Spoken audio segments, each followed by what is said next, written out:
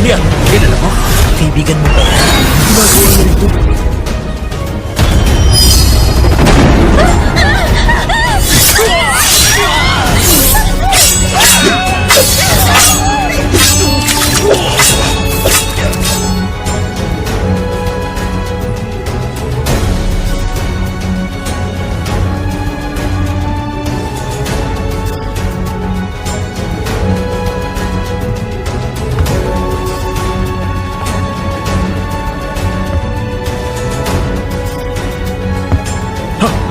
Sino ka? Anong kailangan mo? Kumusta ka, Ministro? Kawal! Sinong nariyan? Huwag ka lalapit! Sinong nariyan?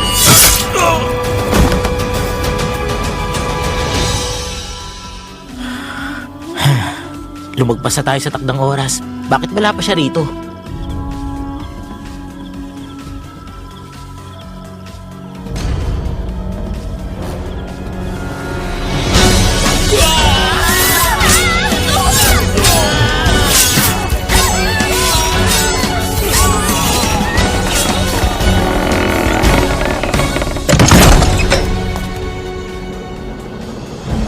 Isa itong karumal-dumal na pangyayari. Ako mismo ang naghirang sa ministrong yon. Walang awa siyang pinatay.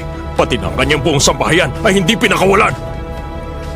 Ikaw ang gobernador ng Luzon. Nakalusot ito sa iyong pangangalaga. Kawal! Opo! Ilabas siya at pitayin! Opo! Kamahalan! Huwag niyo po akong ipapatay! Maawa po kayo sa akin, kamahalan! Maawa kayo! Kamahalan! Maawa kayo, kamahalan! May mungkahi ako, kamahalan. Walang awang pinatay ang pamilya ng ministro. Wala kang mahahanap na kahit isang katibayan. Mukhang pinag-aralan nito na maigi.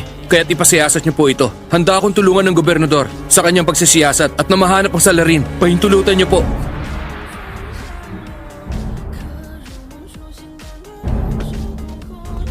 Ama, nais ko pong tulungan ng gobernador sa kanyang pagsisiyasat. Sige, pahihintulutan ko. Bibigyan ko kayo ng 10 araw upang lutasin ang salang ito.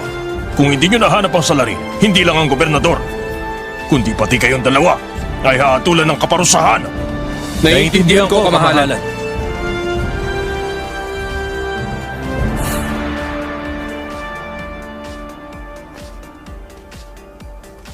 Ang daming nangyari dito sa palasyo.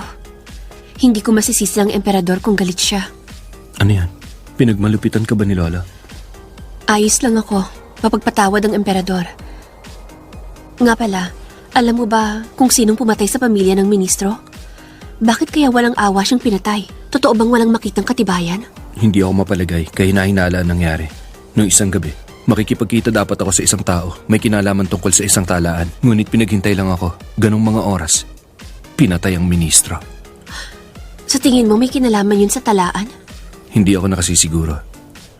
Kusa akong inalok ang tulong ko sa pagsisiyasat. Umaasa ako makakakuha ko ng mga bakas. Palaisipan para sa akin na nangyari sa aking ama hanggang ngayon. Gagawin kong lahat upang mahanap ang kasagutan.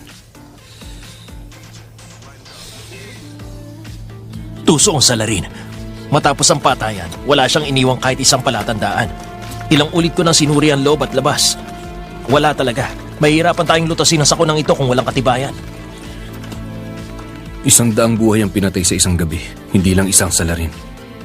Hindi maaaring wala silang iniwan na palatandaan. Naniniwala ako may lilitaw na kakaiba sa mga detalye. Siyangan, Ano po yan? dalhin mo mga kawal sa bandaron. Sumunod kayo, bila kayo. Opo. Sumunod kayo sa akin. Siyurin nyo ng maigi. Maghanap kayo sa bawat sulok. Wala kayong iiwan. Kailangan na maingat ang pagsuri. Opo!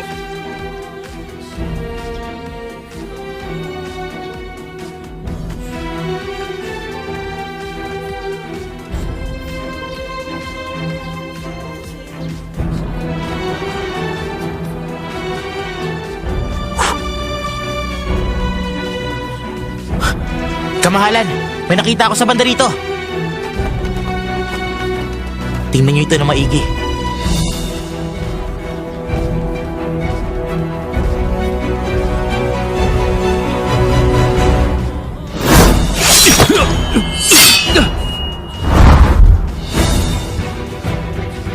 Anong nasa isip mo? Nahiya ako sabihin na tulad ng sayo.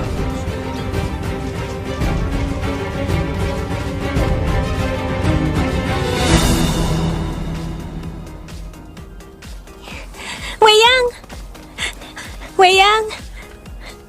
Mukhang masaya ang prinsesa. Ano bang nangyari? Dinalaw niya si Prinsipe Yuanle. Sushin! Natutuwa ako makita na unti-unting gumagaling si Minda. Sinabi niya sa akin na wag ako mag-alala. Natutuwa akong marinig yan sa'yo, kamahalan.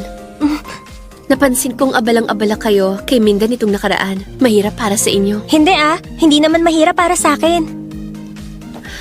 Batid ko naman ang nararamdaman niyo para kay Liminda. Ngunit, isa siyang prinsipe ng Roran. Uuwi rin siya. Payag ba kayo na maikasal ulit sa Roran? Ano man ang mangyari kay Liminda sa hinaharap, hindi ko iiwan ang kanyang tabi. Natutuwa ako para sa inyo, kamahalan. Tiyak ako na hindi kayo bibigoan ni Minda. Pagbati sa inyo kamahalan, Dayang Weyang, ipinatatawag kayo ng emperador. Maiwan muna kita.